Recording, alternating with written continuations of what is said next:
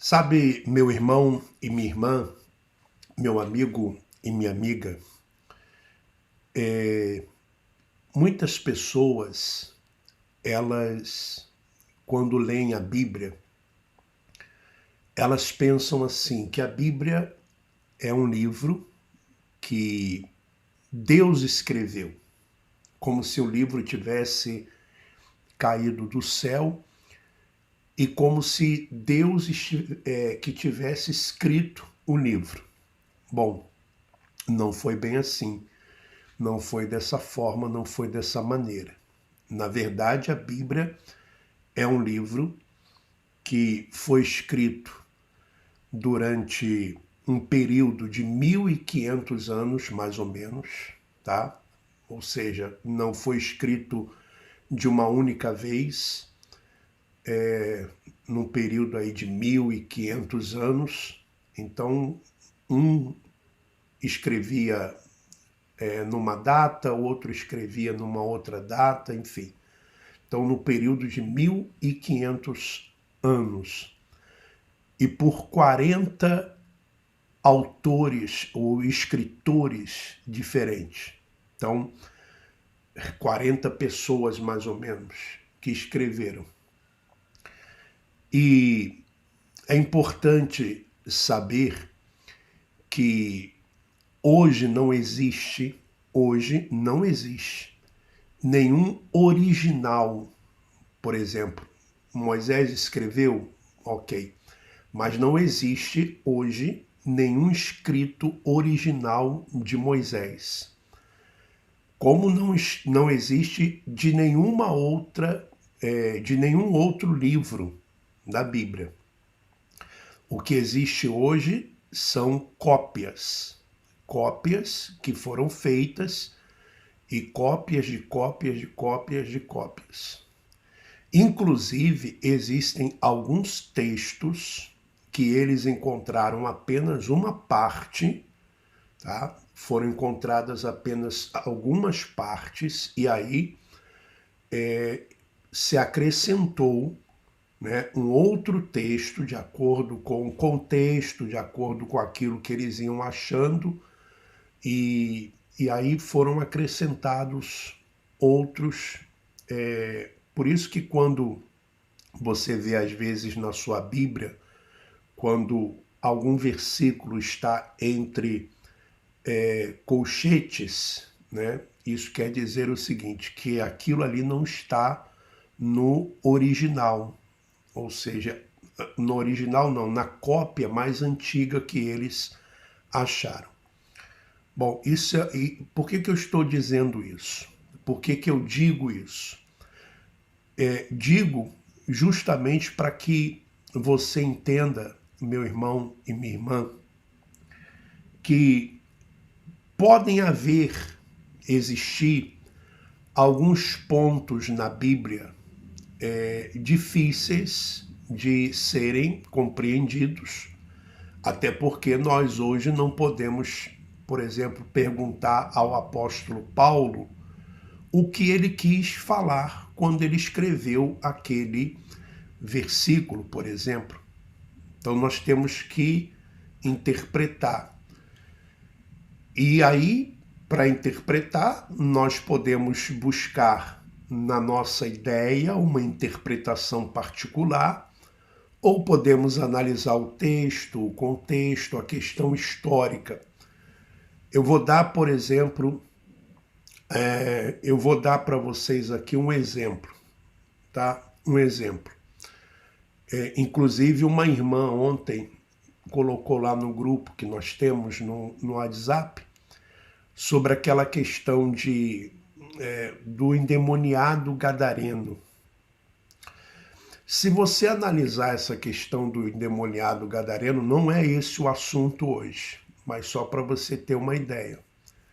Por exemplo, se você vai em Mateus capítulo 8, quando fala do endemoniado gadareno, tá? Se eu não me engano, é Mateus 8, né? Mateus capítulo 8, se eu não me engano, Vamos ver aqui. Inclusive é Mateus 8, tá? Versículo 28. Olha só. Quando Jesus chegou à outra margem, à terra dos Gadarenos, 2 endemoniados foram ao seu encontro.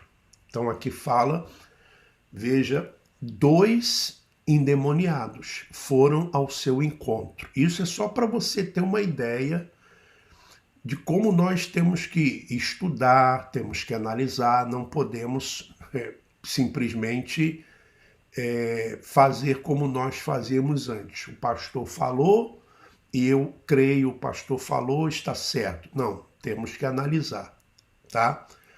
Bom, essa passagem do endemoniado aqui diz que foram 2, tá certo? Foram 2. Agora, se nós formos em Marcos, vamos em Marcos agora, tá? Em Marcos, que também fala, Marcos capítulo 5. Então, diz assim, a cura do endemoniado de Gadá, o Gadareno. Jesus e os seus discípulos chegaram à outra margem do mar, à terra dos Gerazenos. Ao desembarcar, logo veio um homem. Então você veja que em um dos livros históricos fala de 2. No outro livro fala de 1. Então, eram 2 ou era 1? Está vendo, meu irmão, minha irmã? Como nós temos que analisar, nós temos que pesquisar, nós temos que estudar. Nós não podemos simplesmente crer. Bom, está escrito, então vamos crer. Não. Temos que usar a nossa inteligência. Temos que usar o nosso raciocínio, porque Deus nos deu para isso. Então esse não é o assunto de hoje. Hoje nós vamos falar sobre a humanidade de Cristo. Mas isso é para que você tenha uma ideia. Isso é para que você reflita que a Bíblia ela foi escrita faz muito tempo. E é claro, evidente que, por exemplo, ela foi escrita em 3 idiomas. Né? Foi escrita no grego, no hebraico e um pouquinho no aramaico. Depois, aquilo que foi escrito no hebraico e também no aramaico foi traduzido para o grego, depois traduzido para o latim, depois de traduzido para o latim, traduzido para o português. E muitas palavras que nós hoje, e que, por exemplo, as palavras que hoje para nós têm um sentido, na época que eles escreveram, tinha um outro sentido. Por exemplo, a palavra diabo para nós, quando nós falamos diabo, o que você imagina? Logo vem na sua cabeça o quê? Vem na sua cabeça o quê? Vem na sua cabeça um homem, não é isso? Vermelho, um homem vermelho, com um cavanhaque, com 2 chifres, um tridente na mão, um rabo pontiagudo, não é isso? E uma capa preta. Você imagina isso, porque foi essa imagem que passaram para você de diabo. Porém, essa palavra diabo, no original, no grego, é diabolos, que quer dizer apenas um opositor, uma ideia oposta, um opositor. Por isso que Jesus, quando fala para Pedro, arreda-te, Satanás, porque Satanás também quer dizer isso, o adversário, quer dizer também o inimigo, uma ideia contrária. Então, veja, por exemplo, se você for pesquisar a palavra Lúcifer, que inclusive essa palavra Lúcifer, ela nem tem na Bíblia, Nem tem na Bíblia, porque é uma palavra de origem latina que quer dizer apenas portador de luz. Portador de luz, Lúcifer, ou seja, portador de luz. Então, é importante você ter muito cuidado, é importante você analisar isso, é importante que você tenha esse entendimento, porque antes, quando nós pertencíamos ao sistema religioso, o que acontecia? Tudo aquilo que o pastor dizia, nós acreditávamos. Quando você lê na Bíblia, por exemplo, espíritos imundos, o que você pensa? Bom, espíritos imundos, você pensa o quê? Pombagira, né? Exu Caveira, você imagina Maria Mulambo, você imagina Zé Pilintra. Por quê? Porque foi essa a imagem que você construiu dentro da sua mente devido a tudo aquilo que você ouviu no sistema religioso. Mas aonde está escrito na Bíblia Pombagira? Aonde está escrito, por exemplo, Exu Caveira? Aonde está escrito isso? Não está escrito. Isso foi a tradição religiosa que trouxe para dentro da religião, bom, e aí se passou a acreditar que esses nomes, né, eram espíritos. Porém, no original,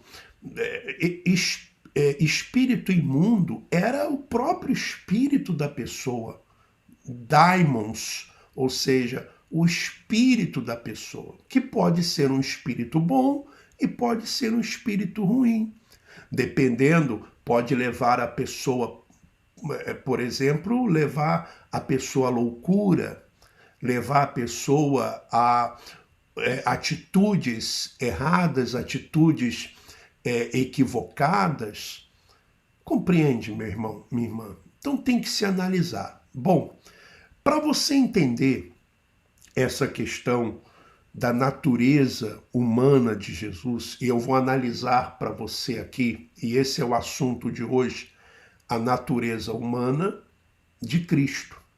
Você deve entender, compreender que durante os 33 anos e meio que Jesus esteve aqui neste mundo, ele não caminhou entre nós, mas entre aqueles que viveram lá no primeiro século. Ele viveu como homem. Se ele não tivesse vivido como homem e não tivesse passado pelas mesmas tentações que nós passamos, o sacrifício dele não teria nenhuma validade. O sacrifício dele teve validade porque ele se fez homem. Compreende? Homem de dores. E eu vou mostrar para você pelo menos 12 versículos, prepare aí a sua Bíblia e também uma caneta, para você ir anotando esses versículos que eu vou dizer para você. Por isso que eu entendo que a tentação de Jesus no deserto foi o homem sendo tentado. Não Deus, o homem, Jesus de Nazaré sendo tentado. E ali o diabo era justamente a sua natureza humana. Ou seja, ideias opostas. Porque ele ficou 40 dias e 40 noites sem comer. Você já experimentou ficar 40 dias sem comer? Ah, mas ele ficou porque ele era Deus. Não, ele não podia usar a sua natureza divina para superar as tentações. Porque se ele usasse a sua natureza divina para ultrapassar as tentações, não poderia dizer que não teve pecado. Ele venceu as tentações como homem. Como homem. Jesus, você observa que ele nunca fez um milagre para o seu proveito próprio. Os seus milagres sempre eram milagres que atendiam a outras pessoas. Mas vamos lá, vamos aos versículos, tá? Vou pedir à minha linda Marcela, se puder, ir me ajudando e colocando aí para os irmãos e para as irmãs os versículos. Primeiro versículo que nós vamos ler, tá? Está, vamos lá, 12, né? Versículos. Vamos ver se são 12 ou mais. Bom, Jesus ele foi tentado em tudo segundo a nossa semelhança. Ou seja, ele foi tentado em tudo. Aonde está isso?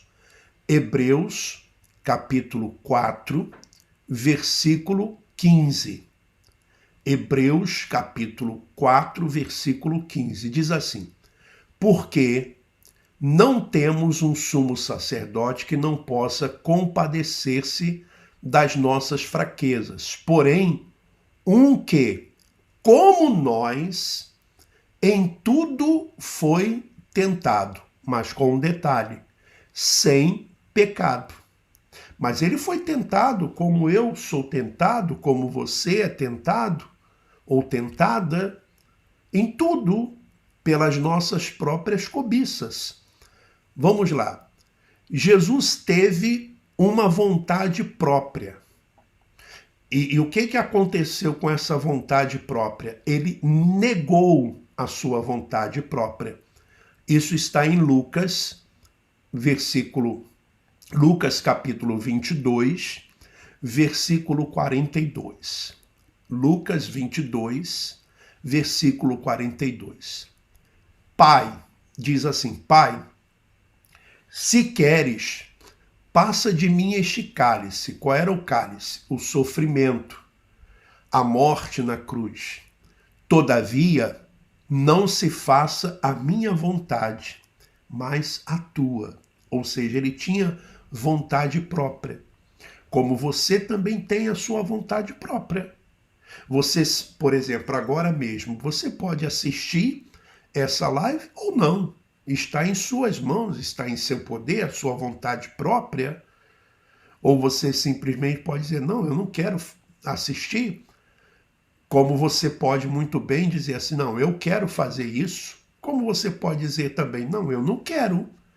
É a sua vontade própria, como Jesus também teve a sua vontade própria.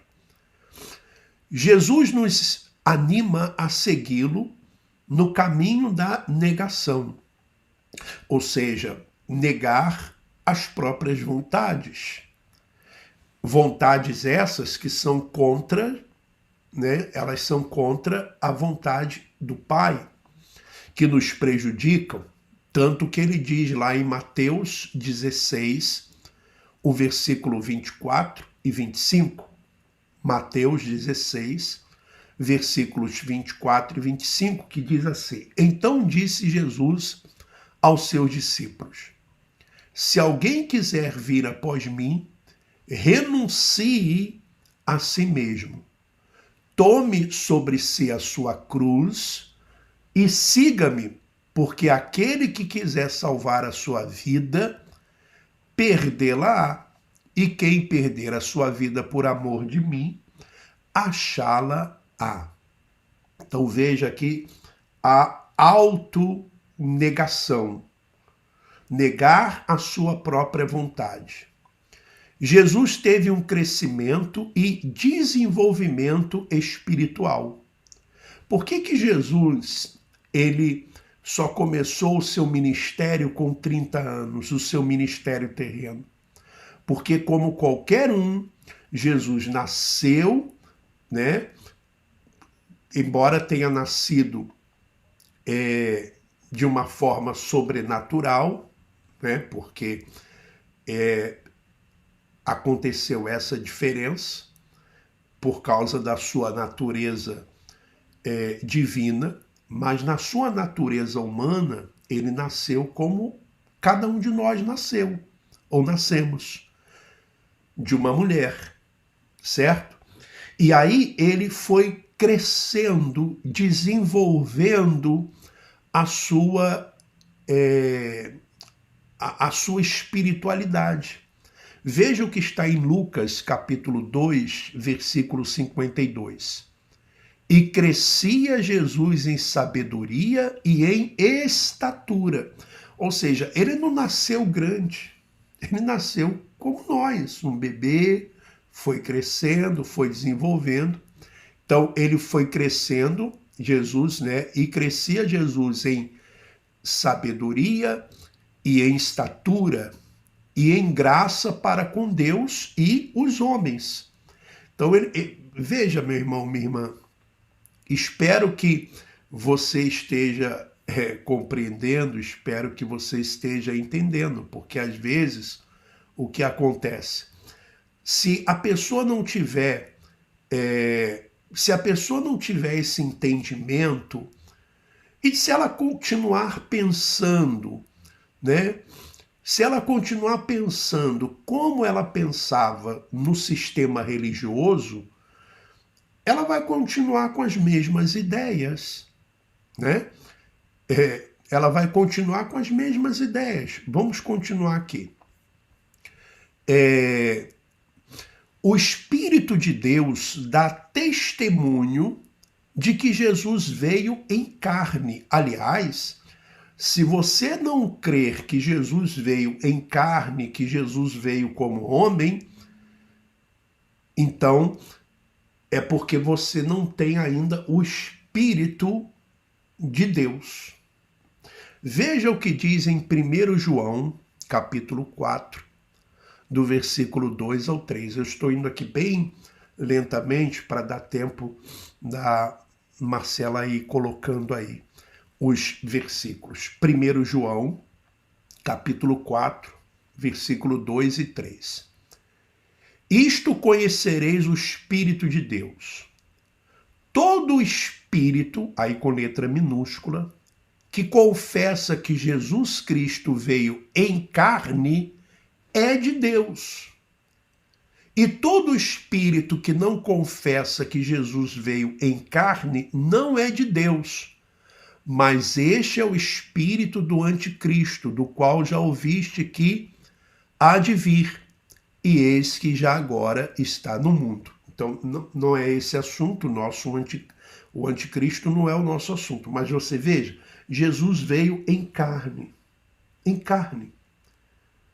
Aí eu pergunto para você, meu irmão, minha irmã, você alguma vez foi tentado pelo diabo? E o diabo que eu digo, um ser espiritual? Ou as suas tentações, elas começaram na sua mente? Diga para mim. Aonde começaram as suas tentações? Você foi tentado como? Apareceu para você um espírito dizendo, eu sou o diabo e estou lhe tentando? Porque se o diabo tenta a você, no momento que ele está tentando você, ele não pode tentar uma outra pessoa, porque ele não é onipresente. Ele não está presente em todos os lugares. Então quer dizer que o diabo conhece os seus pensamentos e conhece os meus? Ele é onisciente? Claro que não, meu irmão, minha irmã. Claro que não. Cada um é tentado pela sua própria cobiça, por aquilo que vê, por aquilo que escuta, por aquilo que sente. Por que Jesus no deserto, depois de jejuar ou jejuando ali, como qualquer outro homem, ele teve o quê? Ele teve fome. Claro, evidente que ele ia ter fome. Você já imaginou o que acontece no organismo de uma pessoa quando ela fica sem comer durante 3 dias, 4 dias, 5 dias, 6 dias, 7 dias, 8 dias, 9 dias, 10 dias? Você já imaginou o que pode acontecer com o cérebro de uma pessoa que fica em jejum? pode ter alucinações, pode ter pensamentos maus, pode entrar em transe, pode até mesmo desmaiar, desfalecer. Veja, meu irmão, minha irmã, não fique crendo em histórias que não têm nenhum sentido. É a mesma coisa que crer no Saci Pererê,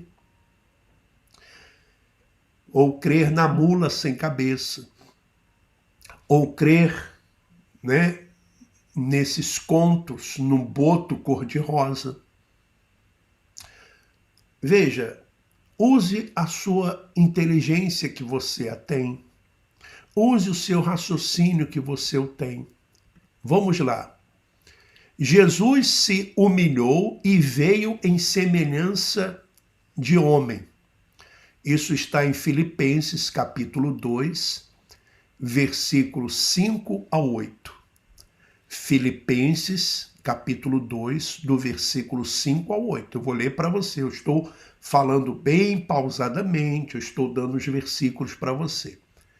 De sorte que haja em vós o mesmo sentimento que houve também em Cristo Jesus, que sendo em forma de Deus, não teve por usurpação ser igual a Deus, mas esvaziou-se a si mesmo, tomando a forma de servo, fazendo-se semelhante aos homens, e, achado na forma de homem, humilhou-se a si mesmo, sendo obediente até a morte de cruz. Veja, por isso que Jesus sempre dizia, filho do homem.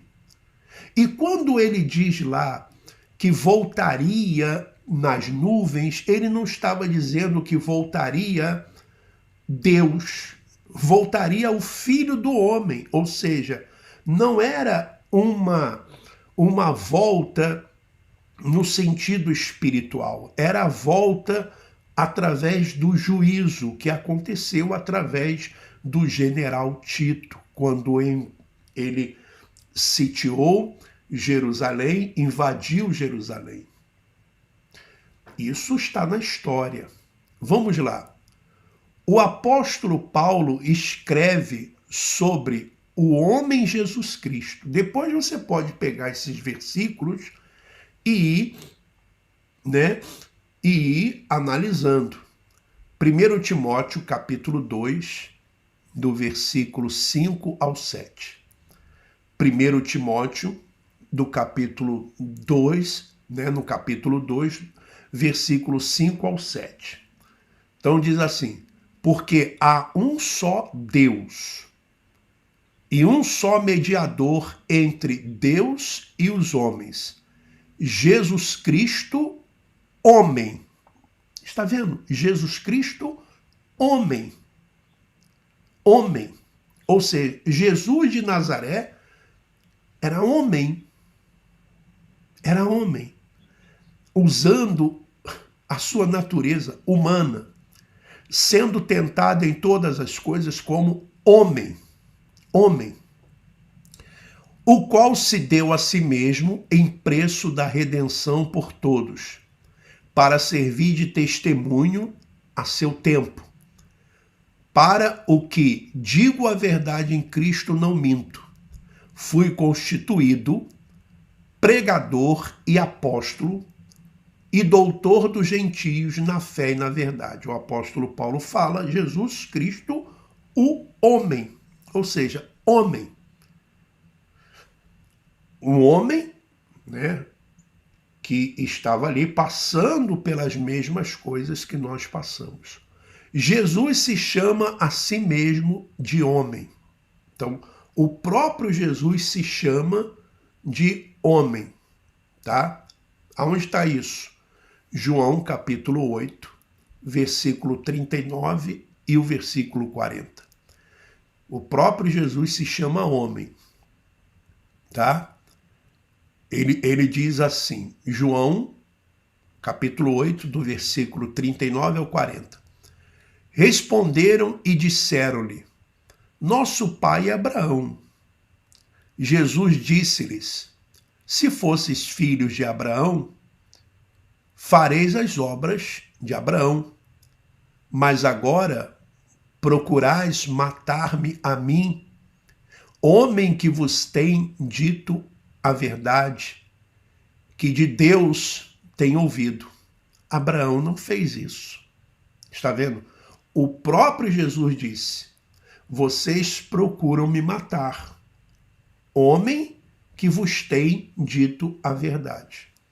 Eu pergunto para você, meu irmão, minha irmã, e nem acabamos ainda de ler os outros versículos, tá?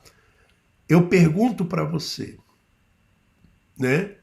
Existe alguma dúvida sobre a humanidade de Cristo? Ah, mas como assim Jesus era homem e era Deus? Claro, e aí que está o mistério. E nem tudo aquilo que nós, humanos, nós lemos na Bíblia, nós vamos compreender, entender. Por isso, a crença, por isso a fé. Jesus teve as suas duas naturezas. A natureza divina, no seu nascimento ali, de forma divina, mas durante a sua vida ele usou a natureza humana. Igualmente a mim, igualmente a você. Tá? Vamos continuar. Jesus teve que lutar e ser obediente para ser salvo da morte. Então, vamos lá. Hebreus, capítulo 5, do versículo 7 ao 9. Hebreus, capítulo 5, do versículo 7 ao 9. O qual nos dias da sua carne, por isso que nós falamos Jesus nos dias da sua carne, ou seja, durante a sua estada aqui neste mundo como homem, Jesus nos dias da sua carne oferecendo com grande clamor e lágrimas orações e súplicas ao que podia livrar da morte. Foi ouvido quanto ao que temia. Ainda que era filho, aprendeu a obediência por aquilo que padeceu. E sendo ele consumado, veio a ser a causa da eterna salvação para todos os que lhe obedecem. Vamos para outro. Jesus é chamado de nosso precursor, ou seja, nos antecedeu. Hebreus, capítulo 6, do versículo 19 ao 20, os dois versículos. Hebreus 6, 19 e 20. A qual temos como âncora da alma, segura e firme, e que penetra até o interior do véu, onde Jesus, nosso precursor, entrou por nós, feito eternamente sumo sacerdote, segundo a ordem de Melquisedeque. Tanto que Jesus venceu a morte como homem. Ele ressuscitou, ele venceu como homem, não poderia vencer como Deus. Ele venceu como homem. Jesus foi semelhante a seus irmãos. Hebreus capítulo 2, versículo 14 ao 18. Hebreus capítulo 2, do versículo 14 ao 18. Olha só que coisa interessante. E visto como os filhos participam da carne e do sangue, também ele participou das mesmas coisas, para que pela morte aniquilasse o que tinha o império da morte.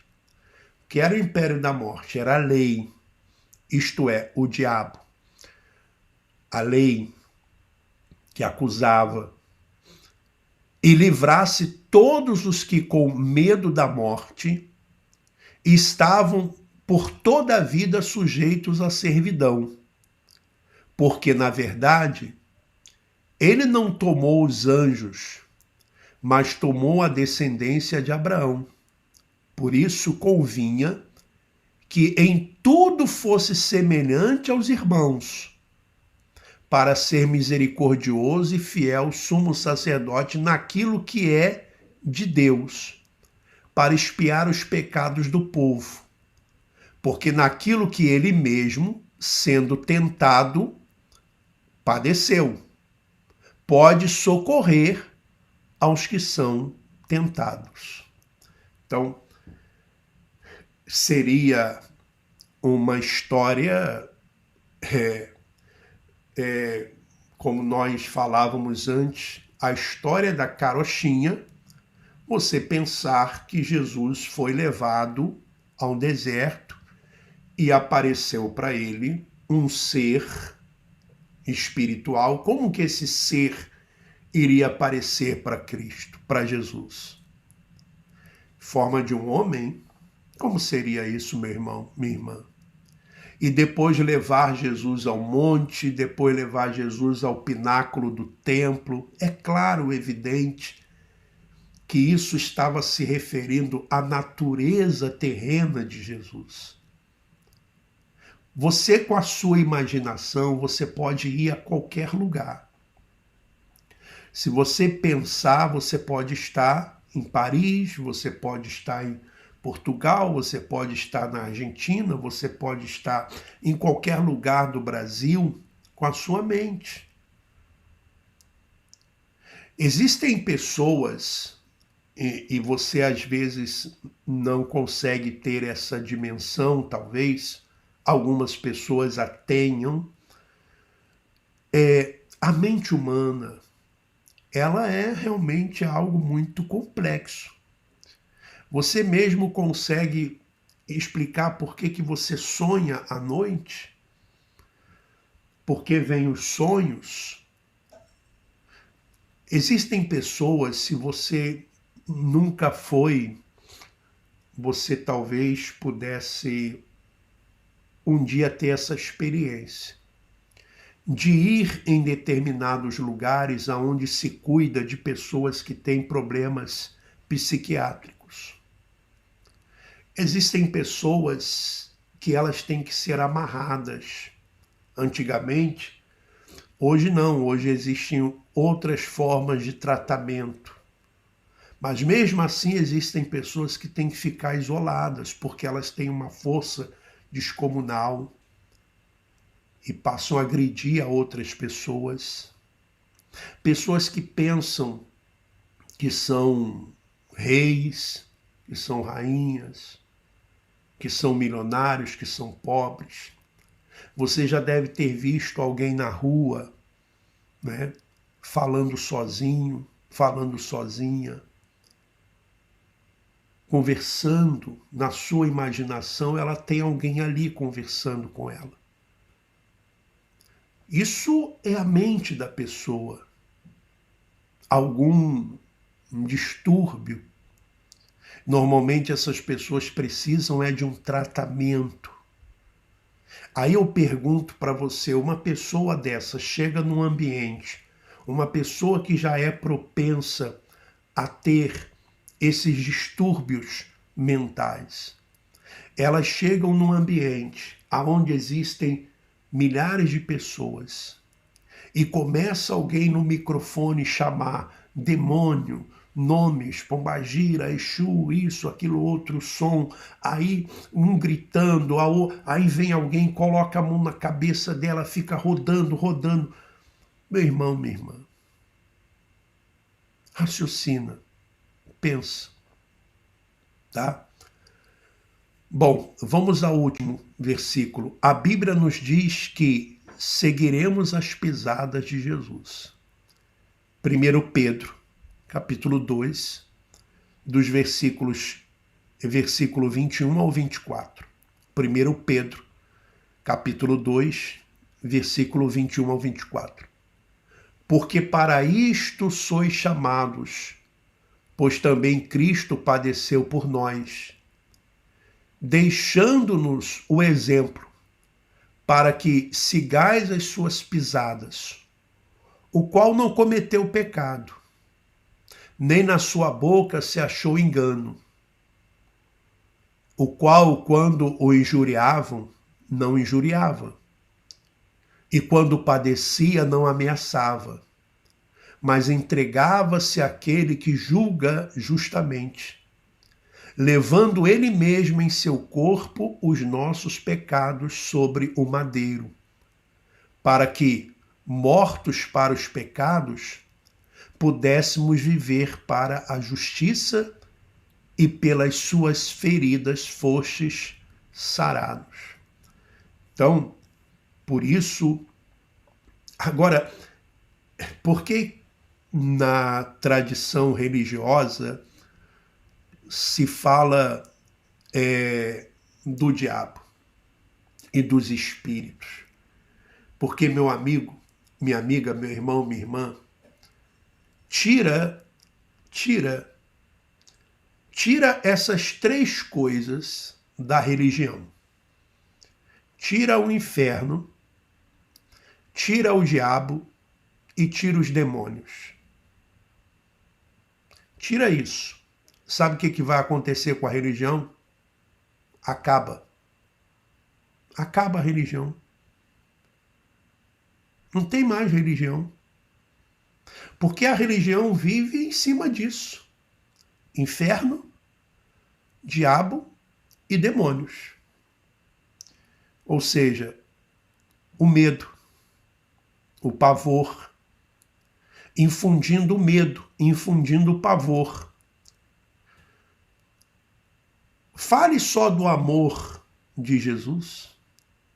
Fale só do amor de Cristo para ver o que acontece. Aqui mesmo nesse canal, nós somos testemunhas disso. Aqui nós não falamos de demônios, de diabo, não falamos de inferno. O que acontece? Quantas visualizações têm os nossos vídeos? As pessoas ajudam? As pessoas contribuem? Não. Agora, se há um pastor, um bispo, um apóstolo que usa o diabo, o inferno e os demônios, aí os seus templos ficam cheios. E as pessoas com medo do diabo, elas dão dízimo, elas fazem sacrifício. Porque, ora, eles criam o problema para vender a solução. É como se eu chegasse aqui para você e falasse assim: o seu problema financeiro, sabe qual é? Tem um devorador na sua vida. Tem um espírito devorador na sua vida. É o espírito devorador que está fazendo o gás na sua casa acabar, que está fazendo a conta de luz vir alta. É um espírito devorador que está colocando vício no seu marido para gastar o dinheiro no jogo, para gastar o dinheiro com a bebida. É um espírito devorador que está fazendo com que você gaste o seu dinheiro tendo que consertar o seu carro. É um espírito devorador que está lhe colocando essa doença, essa enfermidade que não lhe deixa trabalhar e faz com que você gaste o seu dinheiro com remédio. Mas tem uma solução, meu irmão, minha irmã. Você pode repreender esse espírito devorador. Sabe como você repreende esse espírito devorador? Só tem um jeito: dando dízimo. Separando 10% de tudo que você ganha e colocando aqui dentro desse envelope e colocando aqui no altar. Quando você colocar aqui no altar 10% do que você ganha, esse espírito vai ser repreendido. Ou então, poderia fazer uma campanha e dizer: olha, você tem um gigante na sua vida. Esse gigante que está aí na sua vida é um espírito. Foi um trabalho de bruxaria, de feitiçaria. Foi um trabalho de inveja que fizeram contra você. E aí tem um gigante na sua vida que não deixa você ser feliz, que está lhe causando esse problema. Quer dizer, já não é mais o devorador. O devorador não resolveu o problema. Você deu o dízimo, não resolveu o problema. Aí vem uma campanha com os mesmos argumentos. Esse problema que está na sua vida é causado por esse gigante. Esse gigante são espíritos maus. E você sabe, meu irmão, minha irmã, que gastaram muito dinheiro, fizeram um trabalho contra você. E agora você tem que agir a sua fé. Como é que você vai agir a sua fé? Você vai dar aquilo que você não podia dar. Você vai dar aquilo que você não tinha condições de dar. Meu irmão, minha irmã, cria um problema e depois vende a solução. Cria um problema e depois vende a solução. Só que essa solução não vem. Porque se você for num templo, eles expulsam os demônios um dia. No outro dia eles estão expulsando de novo. Esses demônios nunca saem. Nunca resolve. O que resolveu, por exemplo, na pandemia? O que resolveu na pandemia? O que resolveu na pandemia, sabe o que foi, meu irmão, minha irmã? Sabe o que resolveu na pandemia? A ciência. Isolamento social. Vacina. Isso que resolveu. Vacina. O próprio organismo criando anticorpos. Onde estavam, né, os líderes cheios de fé para repreender o vírus e para acabar com a pandemia? É dinheiro, meu irmão, minha irmã. Se tirar inferno, se tirar diabo e os demônios, não tem como pedir dinheiro. Não tem como pedir dinheiro. Não tem como fazer as pessoas darem o que elas não podiam dar. Então, veja, Jesus, ele viveu aqui o tempo que ele viveu como homem e foi tentado como homem. Bom, eu vou continuar esse assunto durante a semana, nas nossas lives que fazemos durante a semana. Mas leia, compreenda, busque. Não estou aqui dizendo que você tem que crer naquilo que eu estou falando. Você pode ter uma outra opinião. A sua fé eu não discuto. Você tem a sua fé, use a sua fé como você quiser. Eu estou passando para você algo que é e que eu julgo ser algo inteligente, coerente, usando a inteligência. Tá certo? Quero agradecer minha linda Marcela por me ajudar a colocar aí os versículos. E ela diz aqui: las tentaciones se vencen con la palabra de Dios implantada en nuestra mente y corazón, cultivando nuestra fortaleza espiritual, afirmando-nos en la fe, poniendo la mirada en las cosas de arriba, del cielo. Como Jesus venceu as tentações da sua carne, né? Ele venceu a sua carne usando a palavra. E também a palavra foi usada pela sua natureza divina, a sua natureza humana, para que ele pecasse, mas ele não. Ele usou a palavra que estava implantada dentro dele. É a palavra que tem que estar em nossa mente. E por isso que quando nós falamos para você a respeito desse entendimento, nós estamos ensinando a você como vencer as tentações, como vencer o mal e não se deixar levar pelas tentações. Compreende? Não se deixar levar. Não, você sabe que aquilo ali não é um demônio. Aquilo ali não é o diabo. Aquilo ali é a sua carne, é a sua natureza humana, que não quer que você viva uma vida saudável. Quer os prazeres carnais, mas você diz não, eu não vou fazer a vontade da minha natureza humana. Vou fazer a vontade do Pai. Tá certo, meu irmão, minha irmã? Nós vamos àquela oração que nós fazemos.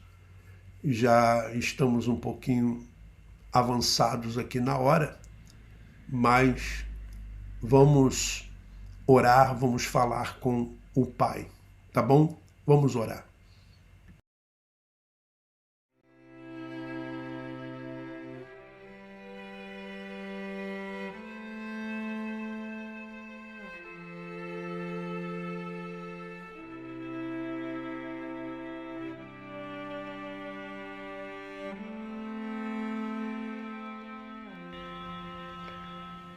Ó Pai amado e querido,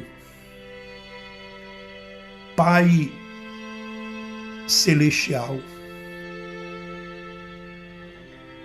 para nós, Senhor, é um prazer, uma alegria muito grande podermos estar aqui mais um dia que o Senhor nos permitiu abrir os olhos, respirar e estarmos aqui meditando na Tua Palavra, analisando a Tua Palavra, juntamente com os nossos irmãos e com as nossas irmãs. E não fazemos isso de uma forma leviana ou querendo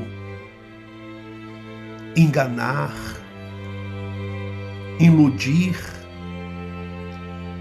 Não estamos aqui falando de fábulas, de contos, não.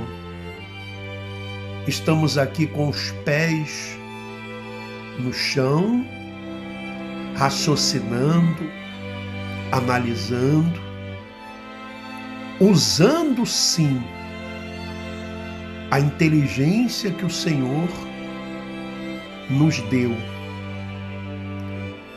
a inteligência que o Senhor colocou dentro de cada um de nós. E é por isso que eu creio que às vezes quando lemos alguma coisa na Tua Palavra e não entendemos, é justamente o Senhor permitindo que nós usemos a nossa inteligência, usemos o nosso raciocínio para pensar, meditar, para crescer espiritualmente cada vez mais. Sabe, Pai, te louvamos. Sabe, Pai, te glorificamos, te exaltamos de todo o nosso coração, de todo o nosso entendimento. Peço agora ao Senhor nesse instante para receber a nossa gratidão, o nosso louvor, para receber a nossa adoração, porque o Senhor é maravilhoso.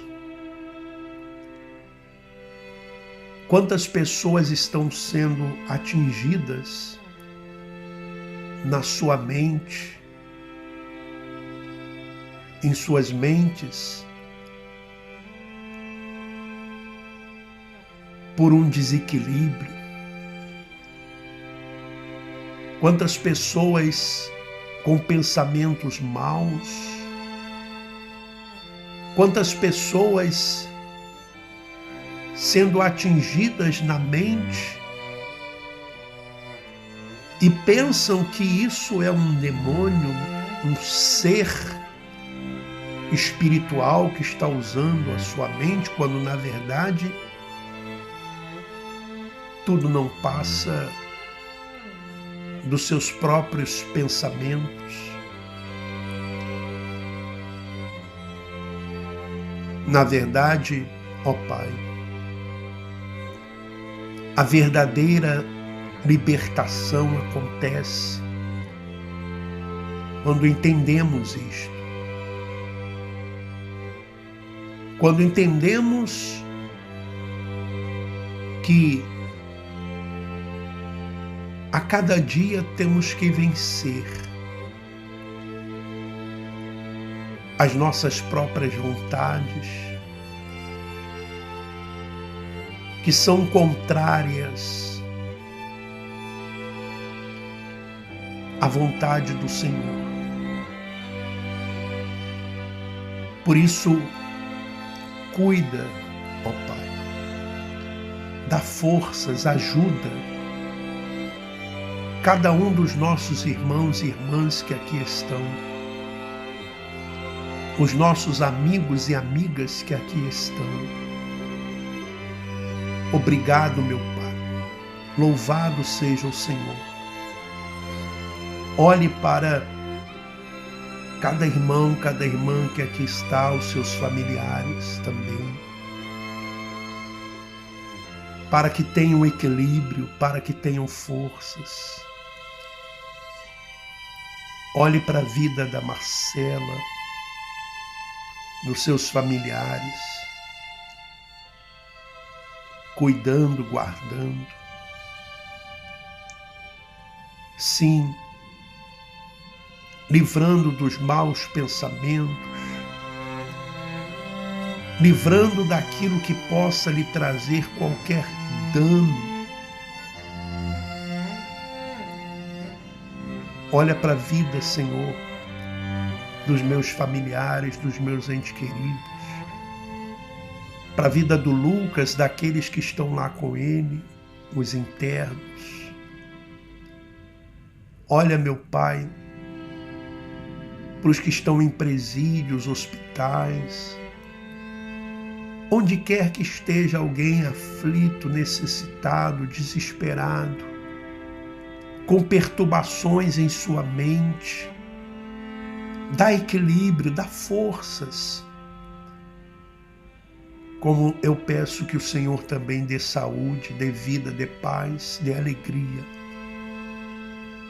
É o que eu te peço e te agradeço. E todos os que creem, digam assim seja. Graças a Deus. Então, mais uma igreja em casa, terminamos mais uma igreja em casa.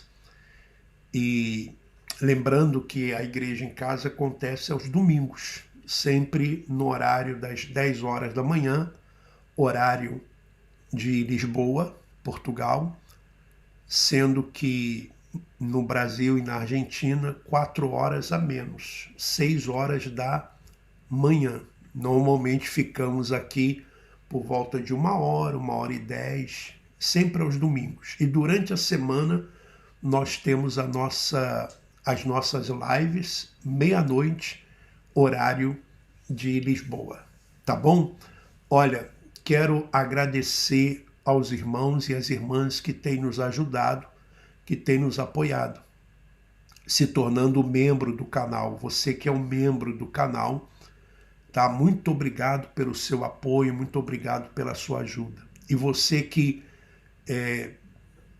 pergunta como que posso ajudar, eu quero contribuir, eu quero ajudar, eu quero fazer uma contribuição. Bom, nós temos o Pix, que você pode nos ajudar através do Pix.